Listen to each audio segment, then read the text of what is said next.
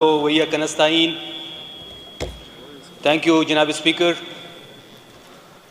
जनाब स्पीकर, 24 नवंबर से लेके 27 नवंबर तक जो तहरीक इंसाफ का एक पुरअमन फाइनल कॉल थी और 27 नवंबर की शाम को जो तहरीक इंसाफ के वर्कर्स के साथ, जवानों के साथ हुआ, उसको पूरी दुनिया ने मीडिया के थ्रू देखा।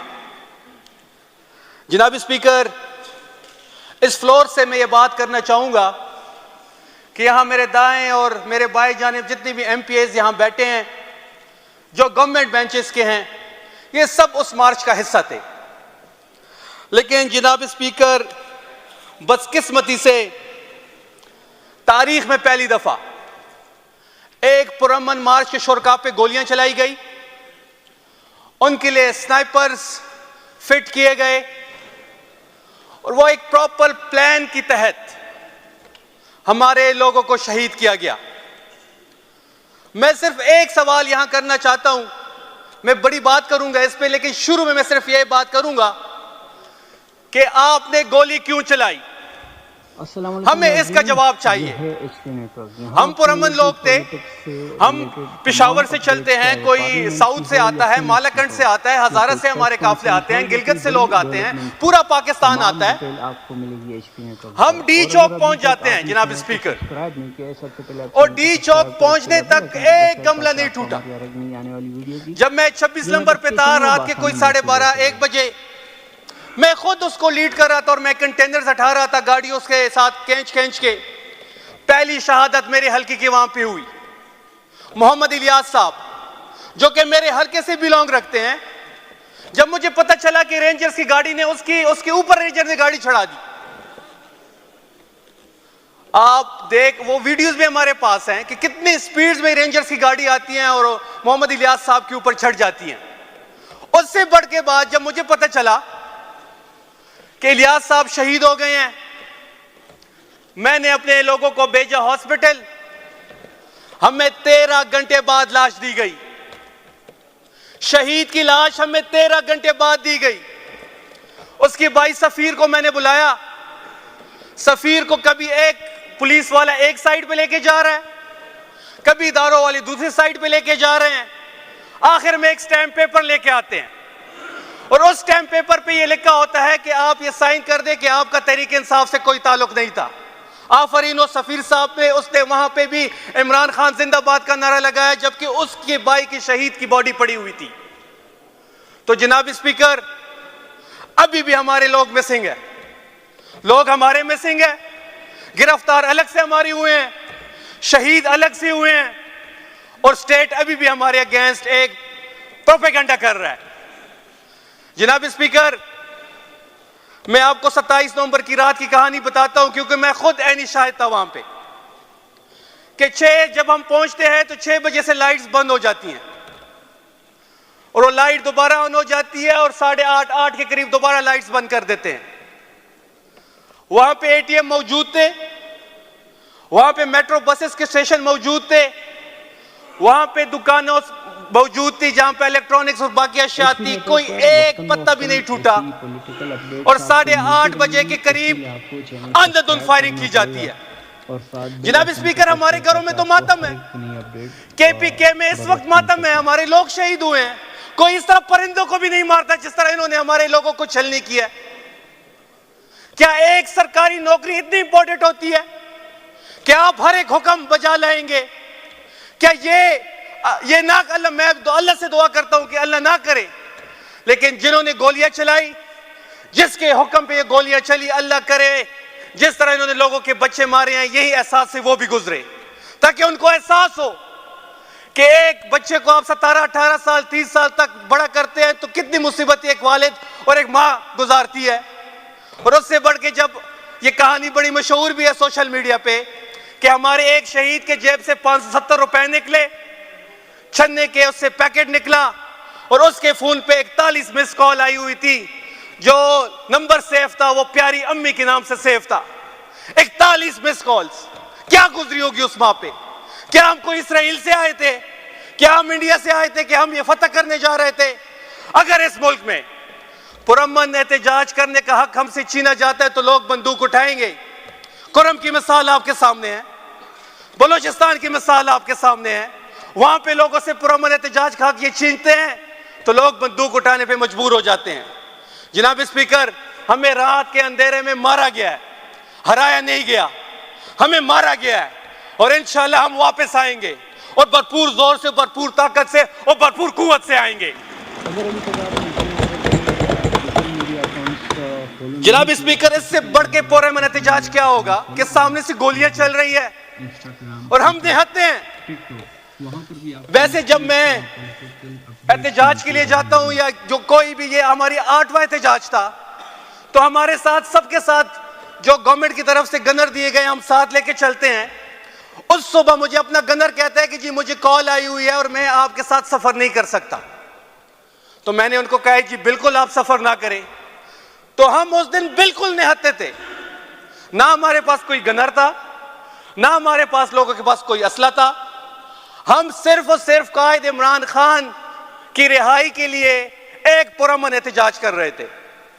और उस पुरअमन एहतजाज जब हम डी चौक पहुंचे 27 नवंबर से, सिर्फ मैंने एक सबक सीखा है कि आप कभी भी बंद आंखों से किसी पे एतबार ना करें, क्योंकि ये दिन को आपको सीने से लगाते हैं, रात को आपको गोलियों से छलनी करते हैं। रात के अंधेरे में उन्होंने हमारे लोगों को मारा, हमें शहीद किया।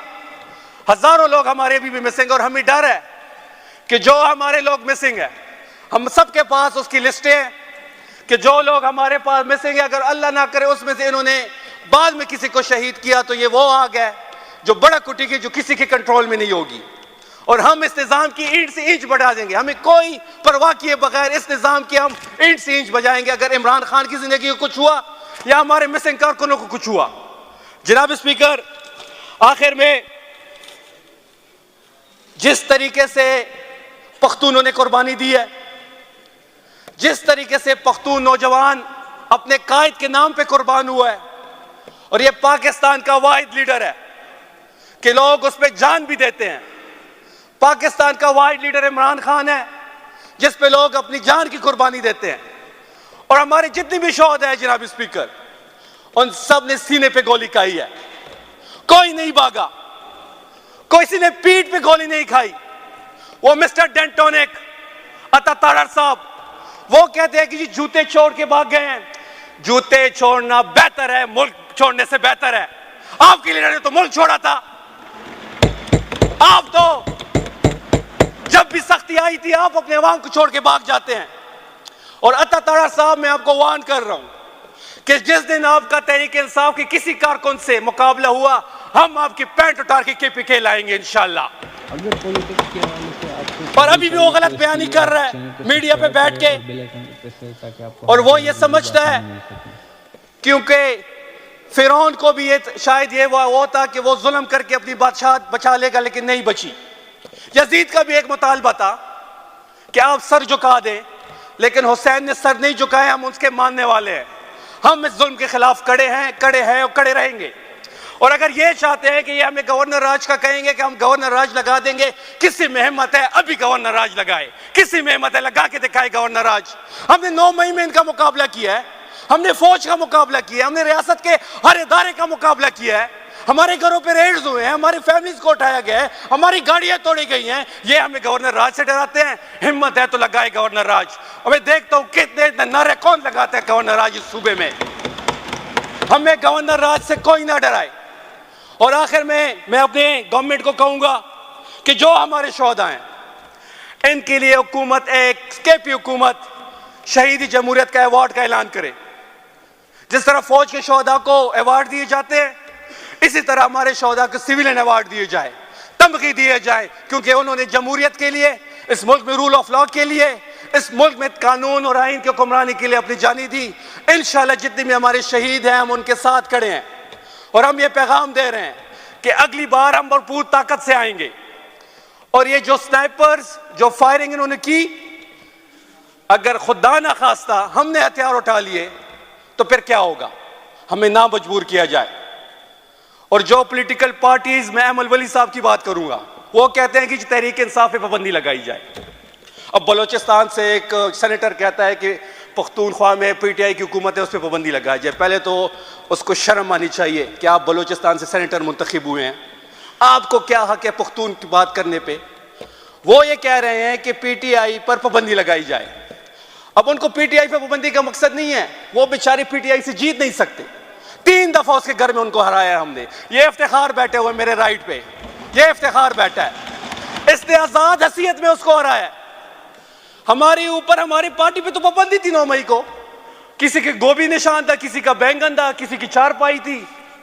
इसके बावजूद उस शख्स को हमने हराया और मैं उसको चैलेंज कर रहा हूं। पिछली बार भी चैलेंज किया, अब भी चैलेंज कर रहा हूं कि आप आए मैदान में, हल्का आप मुंतखब करें, केपीके का कौन सा भी हल्का हो आप मुंतखब, बल्कि पूरे पाकिस्तान में कोई भी हल्का आप मुंतखब करें, हम आपके मुकाबले में आम तहरीक इंसाफ का वर्कर खड़ा करेंगे और इंशाल्लाह शिकस्त आपका मुकद्दर बनेगी।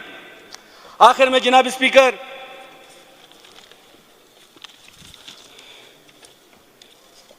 मैं अपनी लीडरशिप की तरफ बात करना चाहूंगा। हमारे एक लीडर कहते थे कि जो इमरान खान साहब की कॉल पे नहीं निकलेगा तो वो जहन्नम में जाए, और बदकिस्मती से वही बंदा उसी सुबह सीएम हाउस केपी में मौजूद था और वो इमरान खान की कॉल पे नहीं निकला। तो मैं उसको यह पैगाम दे रहा हूं कि तहरीक इंसाफ के नौजवानों की तरफ से आप जहन्नम में जाए। अब इंशाअल्लाह जो लोग फाइनल कॉल पे नहीं निकले, हम उन पे भी बात करेंगे, हम पार्टी के अंदर भी बात करेंगे, हम फ्लोर पे भी बात करेंगे, क्योंकि यह तहरीक अब तहरीक इंसाफ के वर्कर्स की नहीं रही है, तहरीक पूरे पाकिस्तान की है।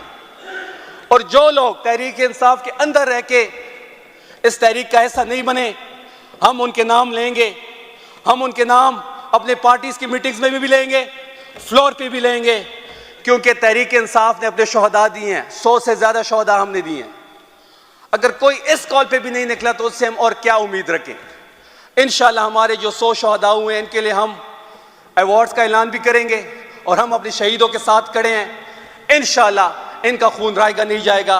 पाकिस्तान में तहरीक इंसाफ की हुकूमत आने वाली है, और जो सरकारी अफसरान किसी के हुक्म पे गोली चलाई है या कोई और ऑर्डर उन्होंने ओबे किया, इंशाल्लाह इनकी पकड़ भी आएगी। और तहरीक इंसाफ की जब गवर्नमेंट आएगी, इनको हम इबरतनाक शिकस्त बनाए, इबरतनाक नताइज का इनको भुगतना पड़ेगा। बहुत शुक्रिया।